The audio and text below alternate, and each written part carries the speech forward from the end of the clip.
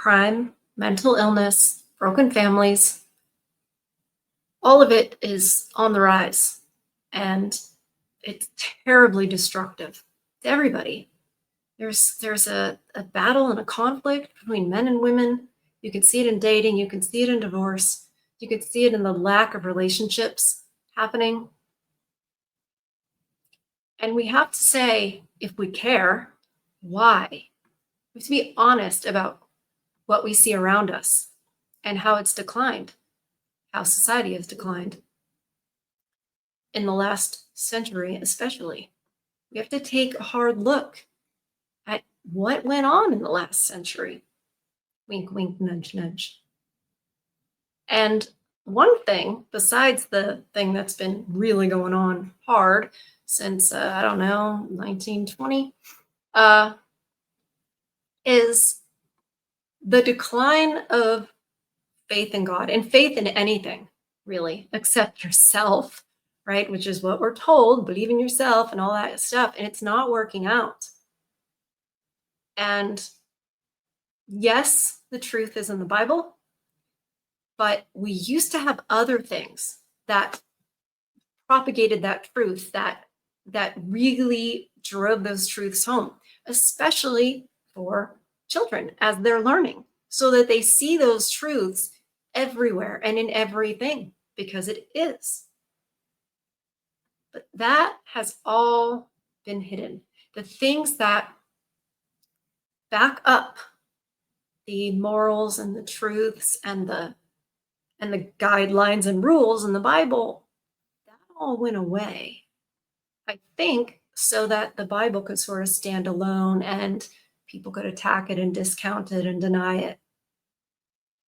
But what we do on Sundays is we revive the things that back up the truth.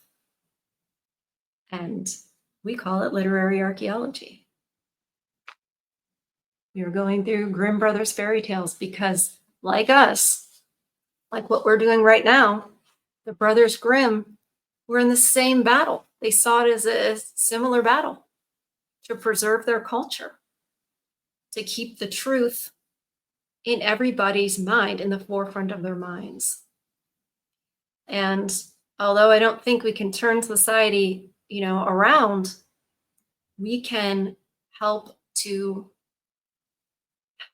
educate, save as many people as possible so that they understand the truth. They know they're not crazy. The world is. On that note, let's get into it. Welcome back to Far From Eden.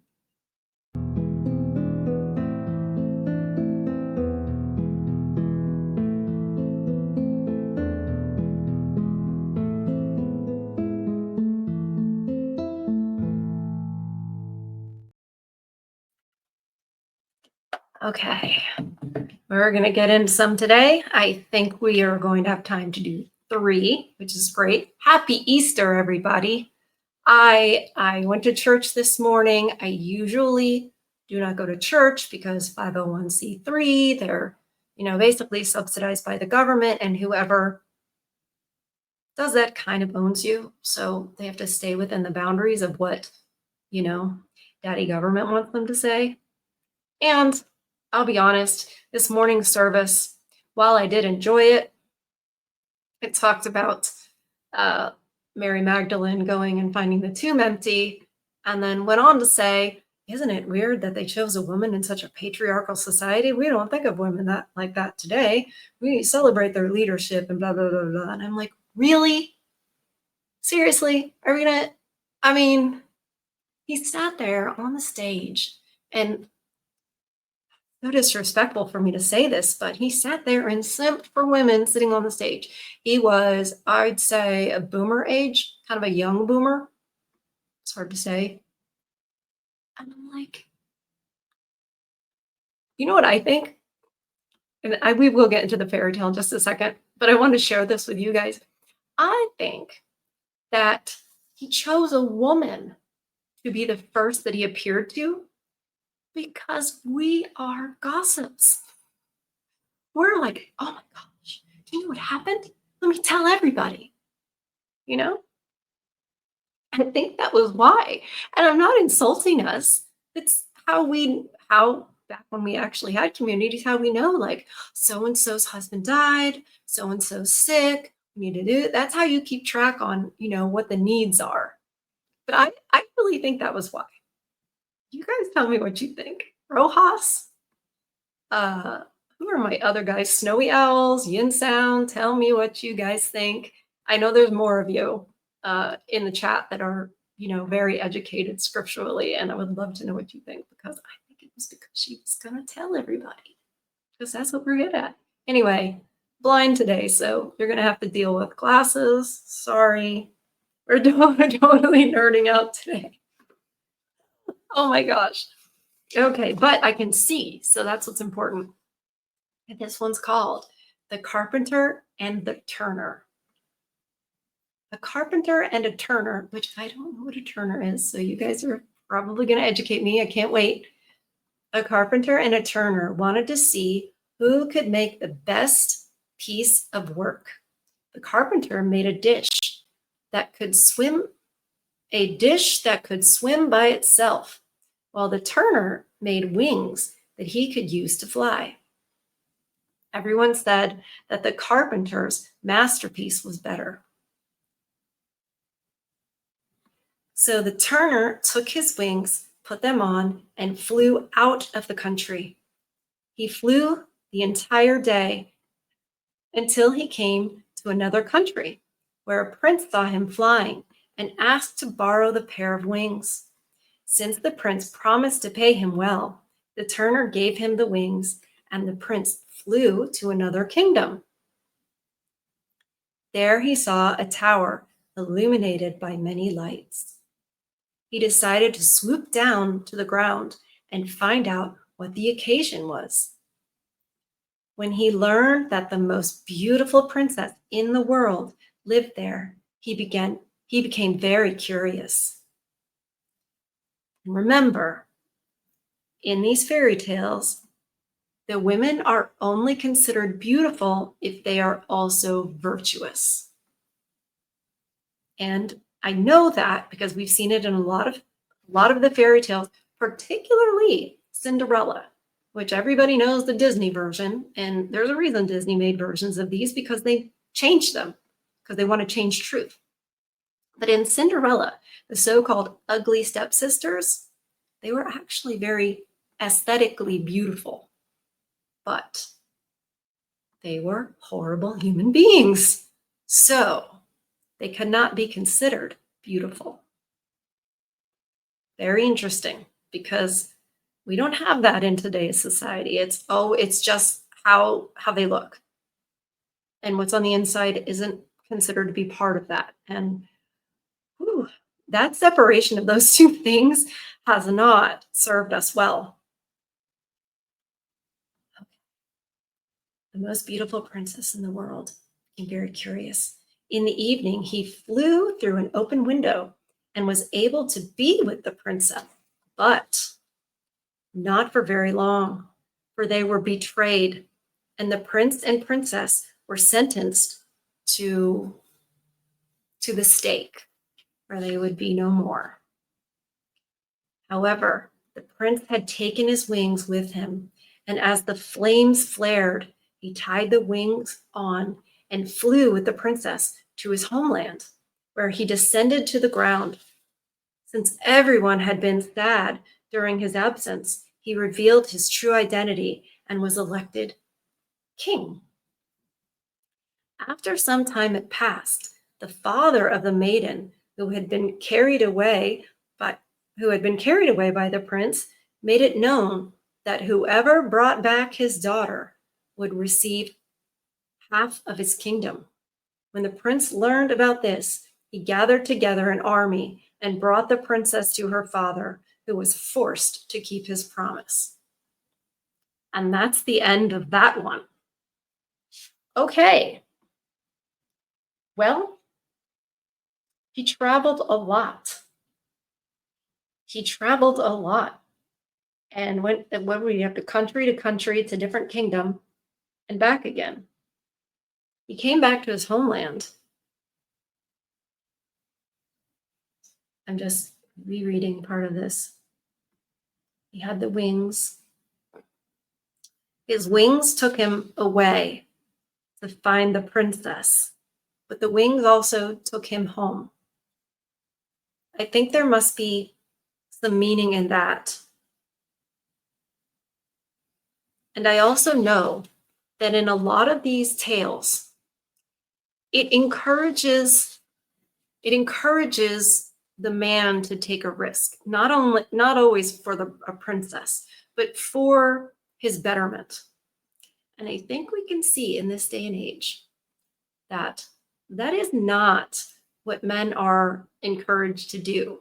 They're encouraged to get jobs, so they can pay taxes and work for corporations, but not for themselves. Think about the big corporations and how that's pretty much taking over. So small businesses, it's really hard, right?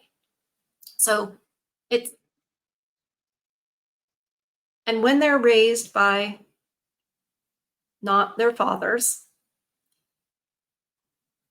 women are more likely to tell their sons why they shouldn't take risks because we're scared, right?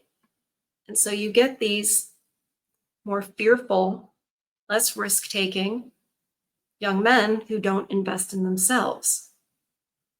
And even though Gen Z is becoming more and more conservative and realizing the truths that we read in these, you can see there is a large group that is absolutely floundering because they weren't taught courage. They weren't taught to take a risk. And I think that, and it's difficult when I'm reading these and I know there's a lesson for men in them because I want to be humble enough to know that I might not know for sure what it's trying to teach the men. And I should. If we hadn't had the truth hidden from us all this time, then I would have grown up knowing. And women would have grown up knowing and understanding and respecting men. But since it's always man bad, we don't. We don't. Because the powers that be really don't want us to. Okay, next one.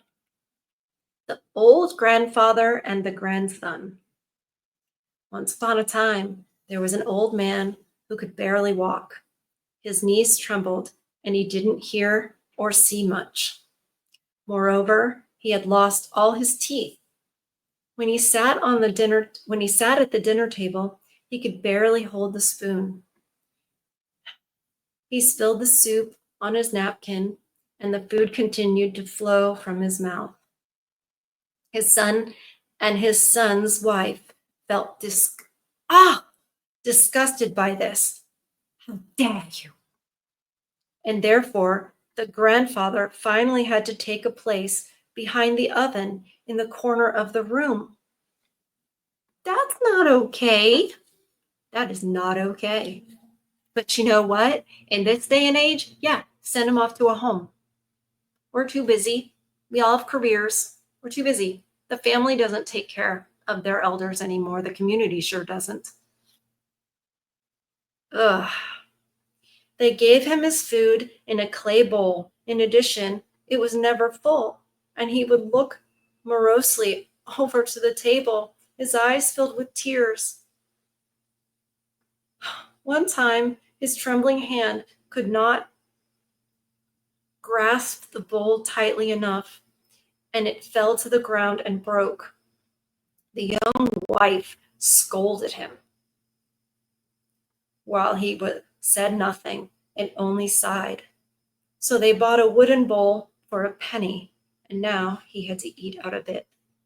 That's cruel. If I were reading this to children who needed to learn, I would say, now, is that the way we treat our elders? Is that the way we treat family? No. We help him.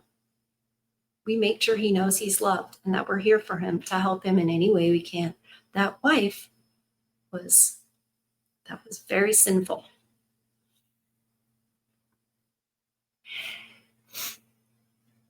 One time, as they were sitting at the dinner table, The little 4-year-old grandson collected small wooden sticks on the floor. "What are you doing there?" his father asked. "Oh," the child answered, "I'm making a little trough so mother and father can eat out of it when I'm older and bigger." What are you teaching your children? What is he witnessing when you treat your parents like this? Then the husband and wife looked at each other for a while. Finally, they burst into tears. Oh, yeah, because it's no fun when it's you. They burst into tears and immediately brought the old grandfather, hold on, brought the old grandfather to the table. From then on, they let him eat with them and also said nothing whenever he happened to spill a few things. Indeed. And here's the thing. The parents got freaked out because they were like, oh gosh, this is going to happen to us. But what it teaches us is the golden rule. How would you like it if someone did that to you? Always, always, always have to teach children that because it teaches them empathy. How would you like it if someone did that to you? And honestly, I feel like there are so many people, and it's not just Gen Z or Gen Alpha, which is like the little kids right now. It's millennials, it's Gen X, and for goodness sakes, we know it's the boomers. How would you feel if someone did that to you? Just having an only child, like when parents just have one child, that's no way to grow up. We should have brothers and sisters. And then too, when your parents get older and you're an only child, how would you feel if that was your way, if that was your existence? The boomers especially didn't think of anybody else but themselves. Now I know we have some boomers that are subscribers to this channel and in the chat, and I don't believe that you guys are generally what I'm referring to. I think that you wouldn't be seeking out this content if you were. Because I think the content that I make sort of requires empathy. It's like, I don't think you would enjoy any of it if you lacked empathy. Empathy for other men, empathy for society, empathy for the next generations. So I think that we've got a lot of exceptions in the chat on this channel. All right, let's see. I gotta find it. Sometimes we have to skip because we have to find ones that fit nicely in a show. It looks like our next one, the grand finale. And we never know what it's going to say. And believe me, with Grimm Brothers fairy tales, the sky is the limit. It could be anything. It really could.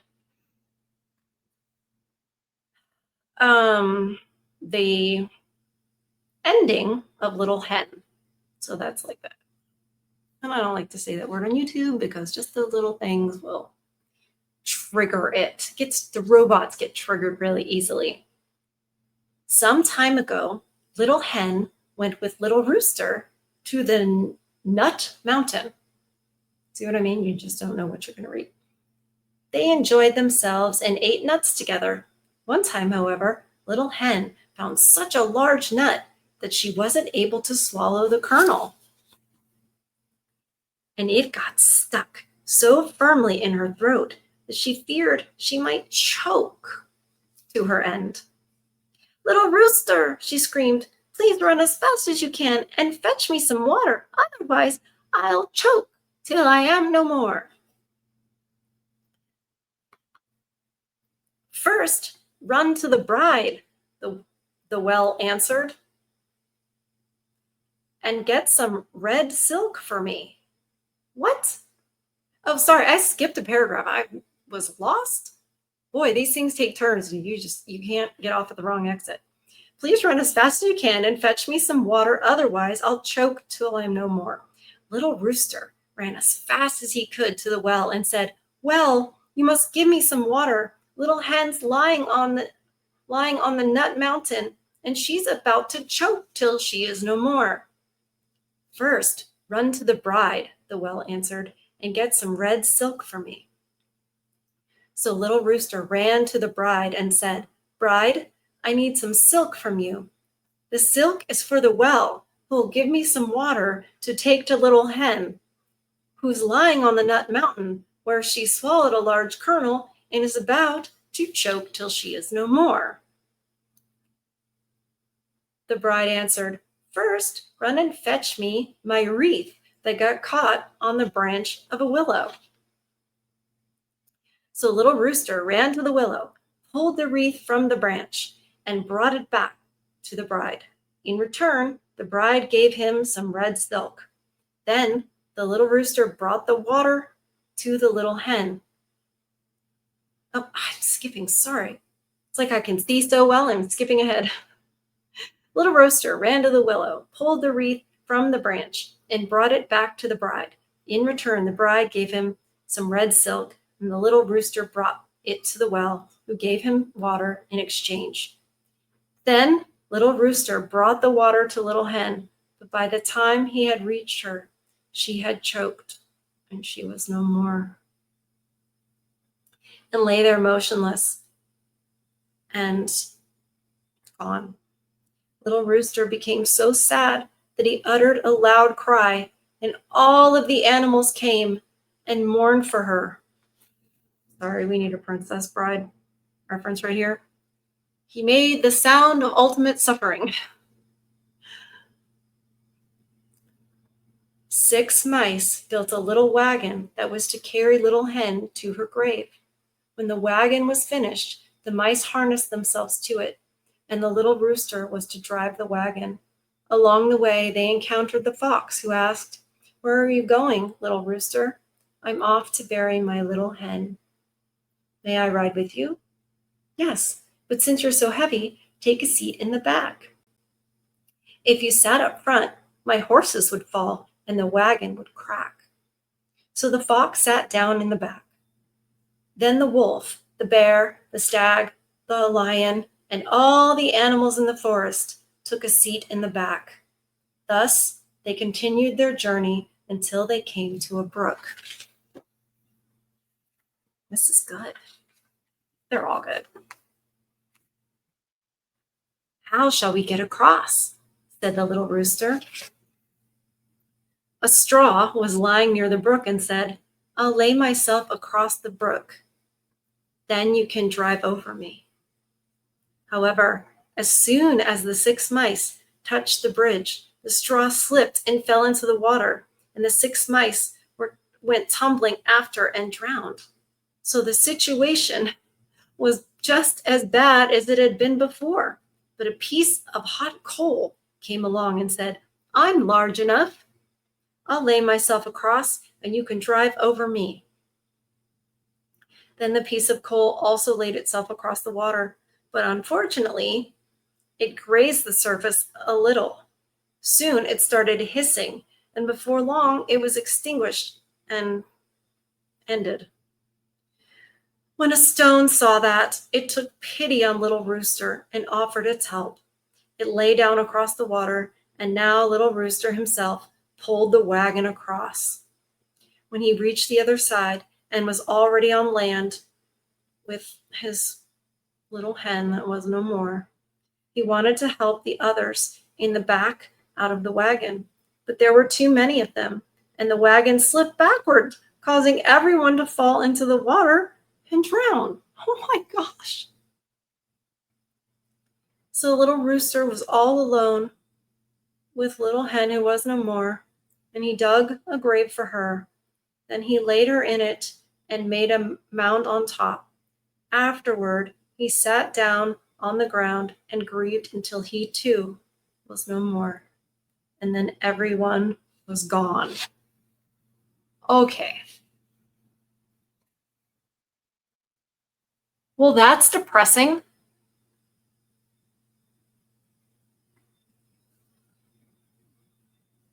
Everyone was gone.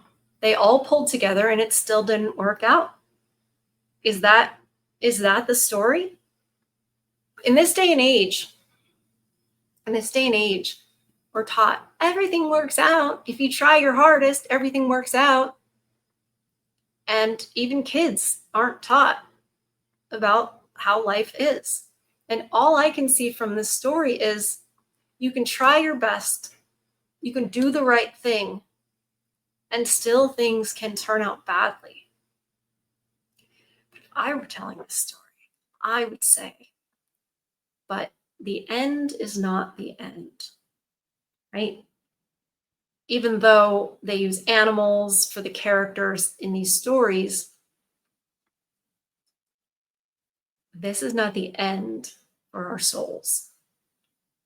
So things may not work out in this life, even when we try our hardest, but we should still do our best and not look for the return necessarily. Tell me what you guys think. And we just can't end on that note. So let's find another one. There's gotta be one. We need some inspiration. But like I said, that's how I'm conditioned. Like I can't, we always are like, movies have to have happy endings. Do you ever notice that? Our stories nowadays, they all have happy endings. We all think they're going to get resolved. But is that life? No, it is not. It is not prosperity preaching and God is the genie, where you just pray or you're just good and good things happen. That's not the way it is. But when you believe in things that are true like that, the end is not the end. And there's still virtue in doing what's right, rather than, well, if nothing's good is ever going to happen to me, then why bother? Because it matters. That's why. You don't want to live in a nihilistic society. I think we've been running that experiment, and it's not going so well. All right, look for another one. I had to skip over a really long one called The Three Sisters.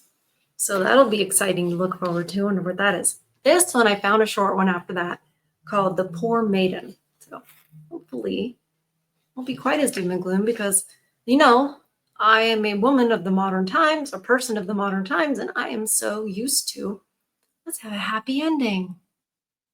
I think that's why that's why they think life is so unfair. Because the stories that we tell ourselves, or that we're told nowadays, the movies and all that, everything just works out, especially if you're good. That's a lie. That's not how it is, but it's okay. You can be joyful regardless. And isn't that the way? Like women think that their marriage is just going to be hunky-dory all the time, like when they were dating and all that. And it's like, no, you're going to hurt him. He's going to hurt you. You're going to go through very difficult times. But you should expect that because life. But there's about 50% of our society that thinks it is supposed to be just easy peasy, So if you're unhappy, you should just break it off because in life, you're supposed to be happy. You're supposed to be fulfilled. You're supposed to. No. That's not the truth. That's not how life goes. But I see if we teach our children that, then life goes sideways, as it will. They can't cope and they think it's some kind of personal affront. And then whatever weak faith they have in God, they just discard because if there was a just and loving God, then how could he let this happen to me? Well, ever heard of the fall in the Garden of Eden? Anyway, I'll get on a rant. But this is so inspiring. Just reading these, the things that it brings up inside of you, the truth that it evokes, it seems like it's already here. Because he did say he wrote it on our hearts. But we have to get over our pride and our, I'm trying to say what women do, and that's like a struggle for power over men. Like, just let that go. Doesn't serve anybody. Well, why? The Poor Maiden. Once upon a time, there was a poor little maiden. Her mother and father had passed, and she no longer had a house in which she could live and a bed in which she could sleep. She had nothing more in the world than the clothes on her back, and she carried a small piece of bread in her hand that someone who had taken pity on her had given to her. Despite all this, the maiden was good and pious. Exactly. Exactly. I did not know that this is what it was going to say. But that's what I'm saying. Regardless of the hand that life deals you, and life will smack you around. Certainly has smacked me around, and I know it smacked you guys around. That's why we're here, sharing these sorts of things together.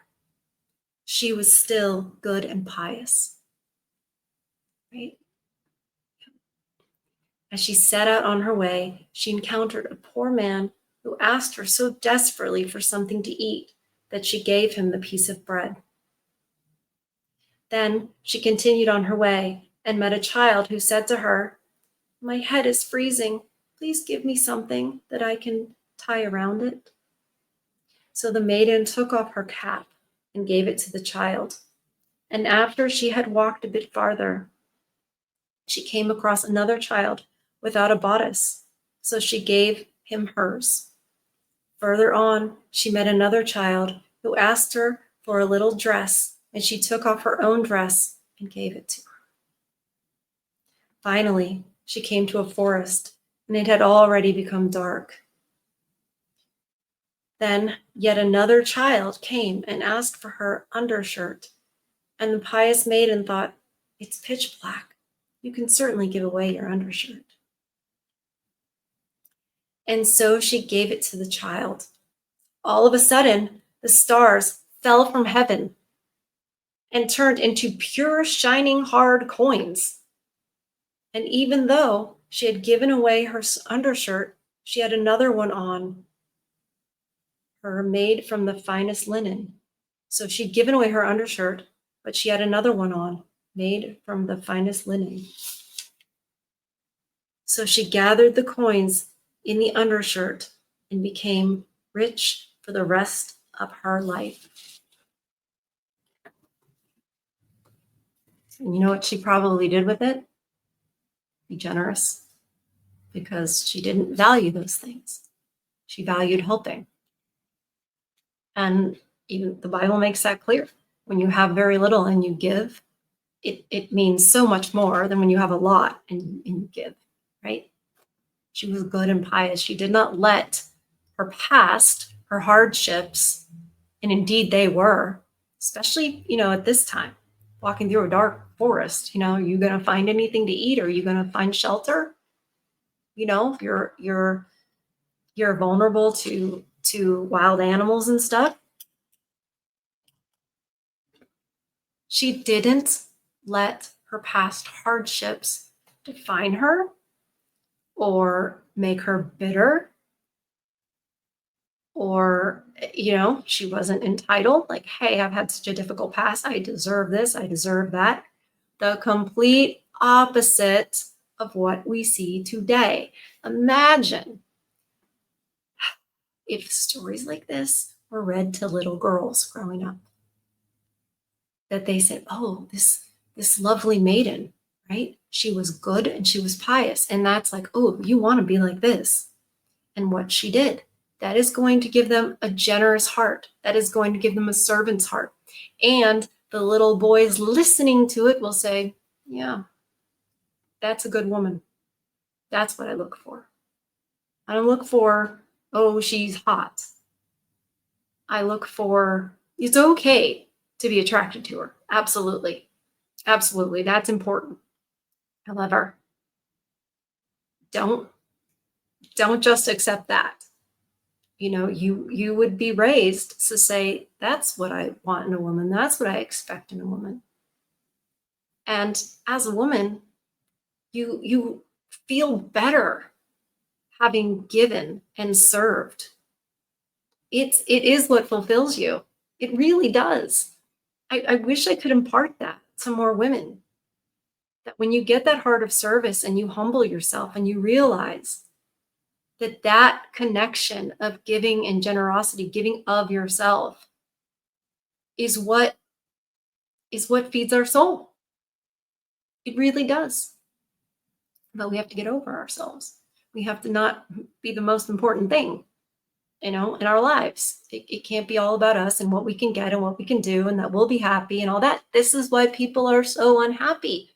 Isn't it interesting that over all these generations, especially since, the mid 20th century, it's all about being happy and having more and this, that, and having, pleasure. And people are more unhappy than ever because that's not what does it. It's almost like the Bible and the fairy tales that were, inspired by it, and other stories and poems and literature, etc., are true. And the funny thing is about truth is that it is so much more powerful than lies. It'll cut right through. When you hear the truth, you know it. You just instantly know it, as if it has always been there inside of you. It's almost like when you hear truth, you have a feeling like you're remembering it. Like you're remembering something you forgot. When you hear it, it registers. And that's why it's so calming to know the truth. And the truth is something that connects all of us. And if we were to get back to it, the way the Grimm brothers wanted people to, back in the early 1800s, we'd be a lot better off. But for now, we just have to accept that we'll have pockets of people that are learning this and getting on board. And we'll just have to hunker down while it all goes up in flames. Get your popcorn and watch the world burn. Anyway, happy Easter. We did 4 fairy tales today. That's more than we've ever done before, I think. It's a special day. I hope you guys are having a good day. I know it can be really difficult if you don't have your families, or if you have memory of your family that was taken away from you, or if you never had the opportunity to have a family. And I'm so sorry for that. I'm really sorry. And that's all I can really say. Can't say anything to make it better, except I see you. I love you. And keep feeding your soul. Keep protecting your peace. It's a spiritual war out there. It's a spiritual battle. It's a holy war. I love you guys. And I'll see you on the next one.